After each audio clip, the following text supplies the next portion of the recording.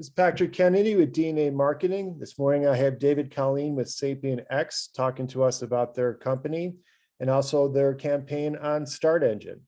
Thanks so much for joining us. Hey, Patrick, thanks for making time for a call with me today. My pleasure. So this is going to be kind of a quick speed dating kind of Zoom call, 24 minutes. We've got 8 minutes on the origins of the company and the technology, 8 minutes on the opportunity, and then kind of 8 minutes Q&A if we missed anything. I'm going to put Sounds good. Let's do this. Great. I'm going to put the campaign in chat, and we'll also include this on the email that we send out. Anyone looking to invest can go right here. You can invest as little as 100 and up to $1 million. So can you let's start off by talking about the origin of the company and the technology. Well, so our first work in conversational AI went way back to 2003 when my old company, Planet 9, was invited into research for the government to create a digital human. The technology was pretty early back then, but the ideas were good and they stuck with us. So a few years later in 2008, we were busy building navigation systems for the automotive industry. And I brought my old pal, Bruce Wilcox, onto the team to build what may have been one of the first voice assistants for cars. So Bruce, being Bruce, decided to take a look at the technology and how other people were doing voice interfaces. And he realized that they really weren't delivering the goods that people needed in terms of having high accuracy when you would talk and give a command within your car. The reason for that is that all of the major voice systems started long ago as phone systems to answer simple questions like yes, no, or number 7 for the accounting department or whatever.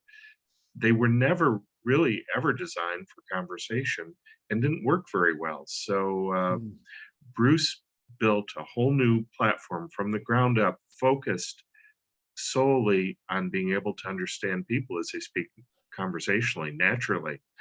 And that has a side benefit. If we can understand people well conversationally, then those people never have to learn commands to use our voice interface in the products that they're trying to control or converse with. So fast forward to 2016, Macklin Marvitt, another old friend, joined us. He had previously been doing control systems for rockets and building big engineering teams at Jeff Bezos's rocket company. And he joined our team, and we're off and running, building SapientX and starting to work with our first friends who build cars and robots and all sorts of consumer devices. Mm-hmm. It's fascinating origin. So the government asked you to develop, what was the term you used? Synthetic humans? Yeah, well, there's a lot of different terms that get used, but having any kind of digital human that you could speak to seemed like a really compelling idea. And they wanted it to be able to create digital workers that would work 24/7. This is right in the wake of 9/11, and they wanted to have synthetic humans looking for bad guys around the clock. Wow, it's fascinating. And we usually don't go into the team too much on these quick 24-minute calls, but I think this is such a dream team that we should talk about it a bit. You want to give us like the 2-minute overview of your career, and then we can talk a bit about Bruce Wilcox and Malcolm Marvitt? Yeah, so first of all, my background's architecture. I went to school back east and came to San Francisco as a young man and designed high-rise buildings. I was kind of a radical young architect because I wanted to use computers to design buildings, which was unheard of. So that's when all this started for me. I not only was designing my buildings, but also building a virtual version of San Francisco so that we could see what buildings look like in place in a San Francisco 3D city model. And one thing led to the other. And in 1995, we put literally the first virtual things on the internet with my team and with our hacker buddies in San Francisco. Uh, that brought us to building a new company called Planet Nine. And we made everything from talking characters to virtual places and built them into applications that ended up getting used for a lot of things, including the car navigation systems that I mentioned a moment ago. Mhm, mhm. Bruce comes from a very different background. He headed up AI at a number of big companies like 3DO and Crystal Dynamics. So he had a lot of experience. And something I have to say about AI programmers, they kind of fall into two categories. Is the sort of academic side of AI, um, and they always seem to have trouble making products out of all the academic work they do. On the other hand, you have AI programmers who come from the game world. And of course, they have to be a lot more practical. They're shipping games, and either it works or it doesn't. Mhm. So that's, I think, one of the reasons that Bruce was able to so clearly and concisely develop a conversational system. By the way, for fun, Bruce uh, participates in the Loebner Awards, which is a Turing test that's administered uh, each year. And the to win the test, you have to fool the panel of judges into thinking that your AI is a real human being that they're talking to. So it's a good challenge, and he's won 4 times. I'm really proud of him for having done that. I should also say that before starting SapientX, he used the AI system with a game company called Outfit 7, who built the Talking Tom and Talking Angela applications. These were wildly popular talking kitty cats on the iPhones. They had 65 million downloads, and Outfit 7 used all that for a $1 billion exit. So, one of the rare unicorns using Bruce's technology. Wow.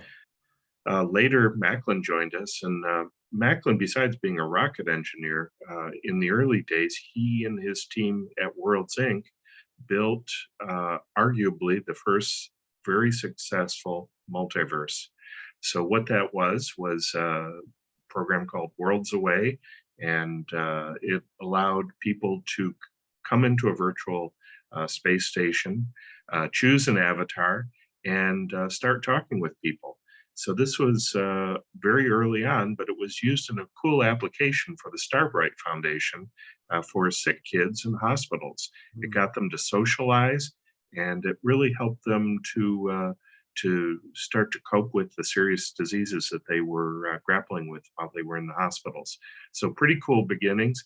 It's funny that the metaverse is raging again. So our team has deep experience in that, having built, if you will, the 1.0 of the multiverse. Mhm. It's very exciting. Yeah, it's a fantastic team. Um, let's talk a little bit more about the product and the technology. Now, you touched on that a lot of these systems were developed, if I'm following you, like yes or no responses rather than nuanced speech. Yeah, so they were designed for very simple tasks, and trying to stretch them into into doing more complex tasks like understanding natural conversation is really tough. It's trying to make a bicycle more like a race car. It's just really not very practical, Mm. and that's why some of these systems out there have relatively poor accuracy. Mm. For instance, there was a JD Power study done a couple of years ago testing all of the voice systems in American cars. And what they found was they only had an aggregate accuracy of 37%.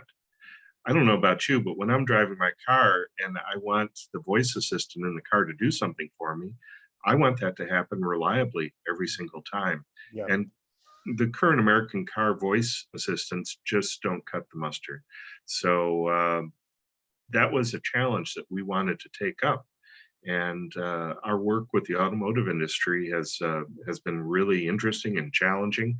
And when we test our systems, we test them up to 99% accuracy here in the office. Now, in a car with noisy people, we may get less accuracy than that, but we have something far better than the current solution for cars, as well as all the other places that we've worked on to put voice assistants. Let's segue a little bit into the market opportunity, because people throw around metaverse quite a bit. And I think it's hard for people to understand what it means exactly, though people do have the sense that this is something that's coming up, combining the real world with the virtual world in a seamless way. Talking to Emily, she pointed out yesterday that the metaverse is going to be a $1 trillion market soon. Can you kind of lay out your vision for the metaverse, and then how SapientX solves a lot of the problems bridging the real world and the digital world? Well, so the metaverse, I think some of the writers out there write about the metaverse as if it was something brand new, but Mm. actually it started years ago with the science fiction writings of Neil Stephenson in his book Snow Crash. And even before that, there were books like Gibson's Neuromancer that basically described a metaverse. He didn't call it that, but it was a digital representation of computers. Now Stevenson's version was a little different. It was representations of very realistic, real world places, fantasy places, and high resolution characters. Mm. And that's some of what inspired us to get going with this in the beginning. And we've had a number of customers reference that. Later, movies like Blade Runner really made that a, a phenomenon in terms of pop culture, and a lot of people were racing to create things that followed that sort of Blade Runner look and feel. Mm. Now, fast forwarding to where we are today, some of us may remember and having walked around in things like Second Life, but even newer than that, your kids are probably active in things like Roblox, where they can not only choose an avatar and meet people and play with them in the space, but also build things, which is pretty cool. Mm. So we're on the beginning of yet another chapter of the metaverse. And something that's very important in there is it's very cool that you can meet other people from around the world and communicate with them and do things with them. But there's also a great need for synthetic characters in there that can fill important roles. Mm. That could be a character that's part of a game, could be a character that is a docent and shows you around. There's so many different roles for our characters in the metaverse that it seemed like a natural that we would return and build building blocks for the metaverse again. Mm. Now, if you look at characters like Xander over my shoulder here, he's running in Unreal and Unity, which are the two top engines that game developers use. So our goal as an AI company is to extend our AIs to not just make these characters talk, but to make them move and interact with people in very human-like ways, and to make it easy for game developers to add these characters into their games without them having to learn all the skills of a computational linguist Mm. or the like. So that's what we're up to relative to the metaverse. Okay. And you had mentioned also a new wave of glasses that also offer a seamless experience. Yeah, let me talk about that a second. So, highly related to the metaverse is the notion that you can have a virtual experience through goggles or through glasses, uh, or a close cousin to that is that you would have an augmented reality experience. So, an example of that is you see through your glasses a real world place, but overlaid in your glasses might be a little talking character. So, we're busy adding Xander and other characters into glasses. We've already done that with the Unreal glasses that you can get at Verizon. These are augmented reality glasses that plug into your Android phone. But next month, Apple's going to be announcing their vision for the metaverse, which includes talking characters and talking products. located in real world space. So as you walk through a city, you would see various nodes of 3D objects that might be a talking tree or a character or a floating icon of Siri in real world space. So we think that that's going to be big. In fact, we've heard that Apple is going to put on the biggest advertising campaign in the history of technology. That'll be interesting. Hmm. We're prepared for it. We are going to have at the end of this month our characters working in Apple's ARKit system. So these characters are ready to go into Apple's version of the metaverse. That's pretty exciting. Mhm.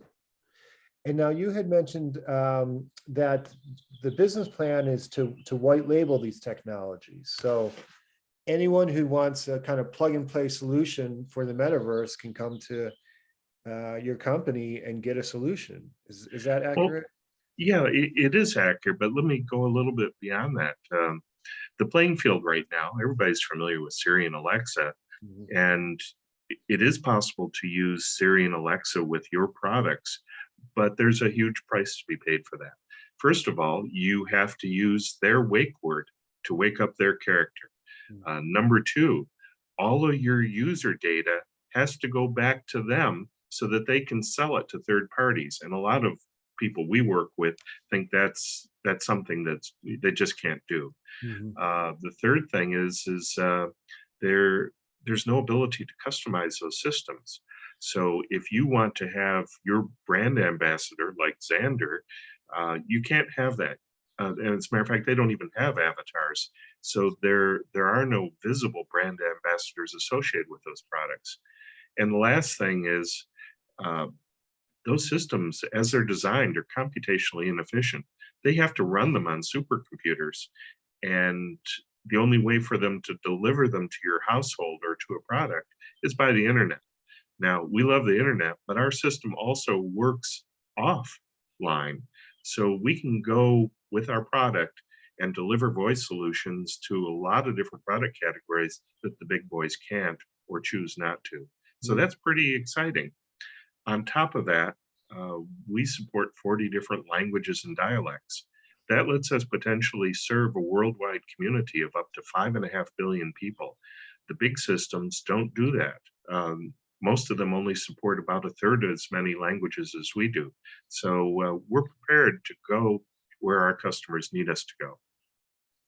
Fantastic. And I think that segues into a bigger meta, not to use as a pun, shift in the way consumers are looking at their own data and what's being done with that data or has been being done with that data. And the shift to Web 3.0, which people again throw that around a lot, but I think there are some really significant issues with privacy of data, particularly for minors and children who are posting all this content that they don't realize is going to be there forever and is basically owned by a company. So maybe we could do a little bit of a deeper dive into how your company is preparing for Web 3.0, this kind of maturation of people's, in particular consumers' ideas about what's done with their data and privacy.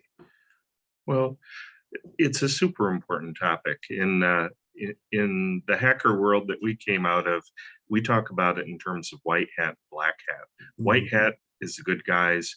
Black hat is programmers who choose to do evil things with the programs that they write. Mhm. We decided long ago that we want to keep our white hat on and to do good things with our voice assistants. Now, in our view, a good voice assistant learns about you not to steal your data, but to do a better job of serving you. Now, that's a big responsibility for us. That means that we're taking in potentially sensitive data like your name or your preferences. We even learn about your emotional state. Let's say you're driving in your car and you're getting really angry. We can change the way the voice assistant interacts with you, maybe to calm you down, or if you're feeling sleepy, to wake you up. So these are very useful things. But once again, that means that we're collecting data. So we have to be very careful about what we do with that data. Since we can work without the internet, that means we can store that data locally where it's the easiest to protect. As soon as it goes out over the internet, there's more opportunities for nefarious break-in and theft of that data. So we really encourage our customers to also wear the white hat. And we're the only major voice system that does wear the white hat, and it's important to us. Mhm. Now, when we do business in Europe, we have to work within the GDPR regulations in Europe, which put really serious constraints on how user data is retained. For the last few years, it's been a lot looser here in the US, but I just this morning saw new regulations that were in the process of being passed that will start tightening things up, especially in the workplace. Mm. It's a healthy thing in my view, and we are uniquely situated to be compliant with these new laws because we already practice data safety. Mhm, mhm. That's very helpful. And I want to circle back a little bit to the issue of why AI-based voice systems are the future of interaction with the metaverse. I think you had mentioned the other day that both younger people and older people are really excited about voice systems. You know, it's funny when we first started contacting our friends who make cars and suggesting to them that a voice interface uh, was a good interface for a car. After all, if your hands are busy on the steering wheel, the last thing you should do is take your hands off to work on a screen to get what you want. It seemed much more natural to us that you just tell a voice assistant what you want.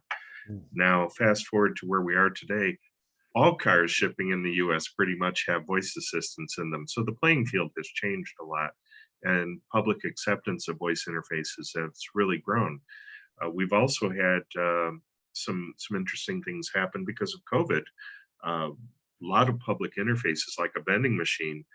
There was a study done that showed that 85% of Americans don't want to touch the buttons on vending machines anymore because they're Mm. creeped out. They think they might get sick by touching Mm. those touch screens or buttons. So a voice interface is a natural, and we're working with the vending machine community right now to build the first voice systems for those vending machines. It's an exciting time. But coming back to what you said, studies have shown that our biggest users are the very young and the very old. Uh, Mm. Having gray hair myself, I that resonates with me a bit. Uh, I love voice interfaces, and especially as my eyes get a little fuzzier each year. Mm. What is very young? Are you talking about like Zoomers, like teenagers and people in their? I'm 53, so very young to me is a teenager, or someone in their 20s. Well, let me talk about it differently. Yeah.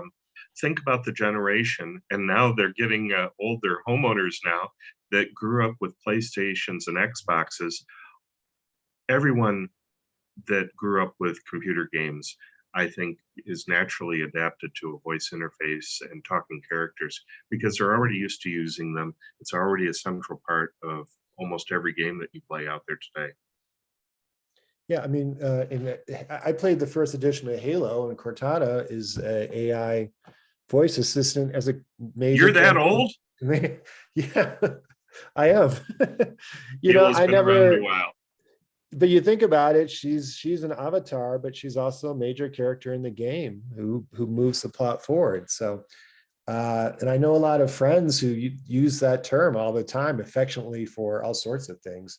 Anyone who gives them any help. So, well, let's segue last couple of minutes we have to talk about this raise, what you're doing this raise for, what the funds will be used for, and what you see happening with the company, let's say 2 and 5 years.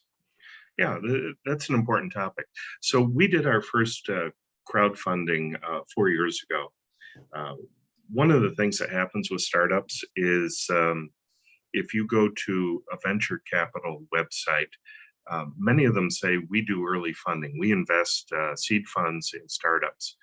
The truth is that they really don't do that very much. Mhm. What they do like to do is learn about startups early on so they can track them so that when they're mature companies and all the risk is baked out of their investment, they can step in and provide Series A funding.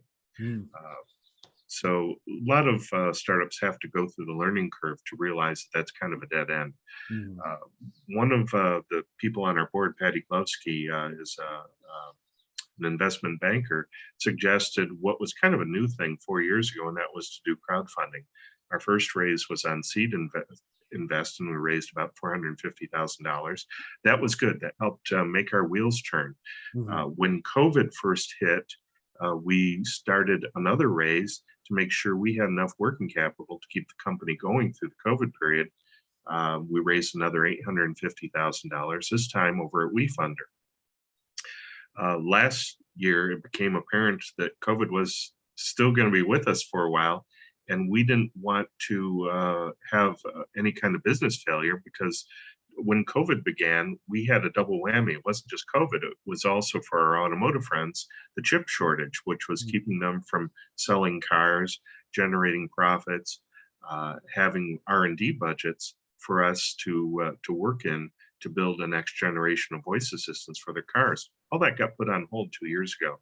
Mm. So we began another important race that we're currently in over at Start Engine, and we're nearing $1.5 million right now. And meanwhile, the SEC had raised the raise limit from $1 million up to $5 million. So we're finding a lot of reception in the investment community, and people have been wonderful. They've seen our vision, got behind it, and many of the investors have invested multiple times, which is pretty cool. Mhm. One thing that I like to do with the investors is keep them informed. I think one of the reasons people invest is because our technology vision resonates with them, Mhm. and they'd like to somehow be involved with it. Uh, we welcome that.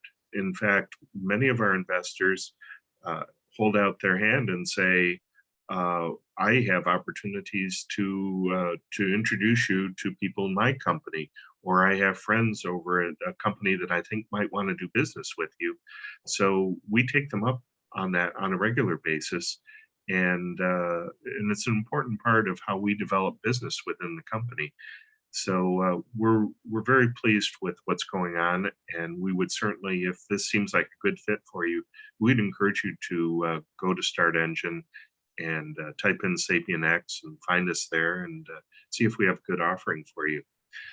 Yeah, Now, let me talk about Go ahead. a little bit more about why we think that we have a wonderful long-term future.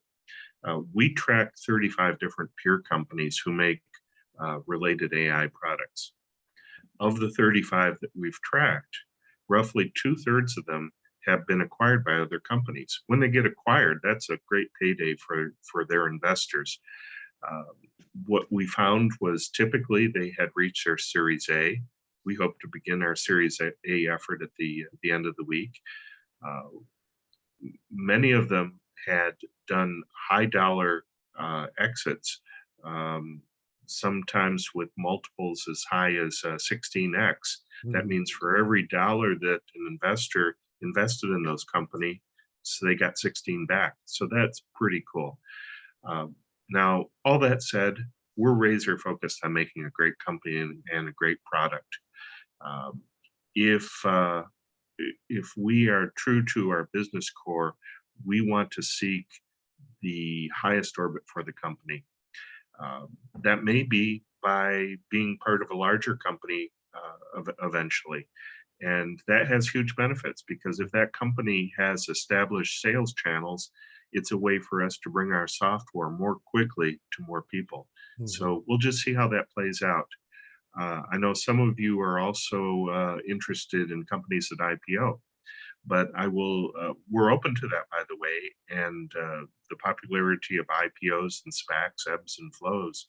But one important industry stat on that is that getting acquired delivers roughly twice as much money to investors as an IPO. And Mm. that's a big surprise for a lot of people, because for years it's been portrayed that IPOs were the highest orbit for all companies. And that's actually not true in the AI space. Fantastic. And I think we need to wrap things up pretty quickly. I just want to say that, I see a lot of campaigns.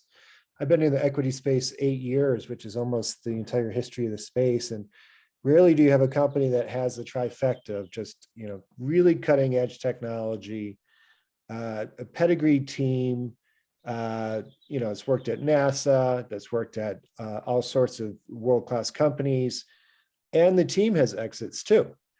Those are really the three things I find that investors look for, and SapientX has it in spades. You can invest as little as $100. If you are a credit investor or interested in investing 5,000 plus, my understanding is those investors can reach out to you at your email that we put in the chat. Yes. Okay. I'd like to add to that. I'm glad you think highly of us, but I'll tell you that there are two other startup rating companies, Palm Beach and King's Crowd, who gave us really wonderful, glowing recommendations. In fact, in King's Crowd, we were listed as being in the top 1% of all startups that they evaluated. So that's pretty cool. And I think it's a nice vote of confidence in what we're doing as a company and where we're going with that. So we would love to have you join our team as an investor. So please consider that. Thank you. And I see that if you invest 5,000 plus, you get a picnic lunch at Flipjack Ranch. Yeah, but if you come over here for lunch, you better guard your sandwich or your barbecue or whatever we're serving that day. My wife, by the way, comes from the restaurant industry and runs a bed and breakfast here at Flipjack Ranch. Okay. And we love to have guests here, and I do hope you'll invest and join us here. We love to sit with our investors and talk about the future of the company. So so please join us. All right. Well, thank you so much for your time, David. We appreciate it. Patrick, thank you so much. I appreciate you making time for us today, and all of you who took the time to watch. Thank you.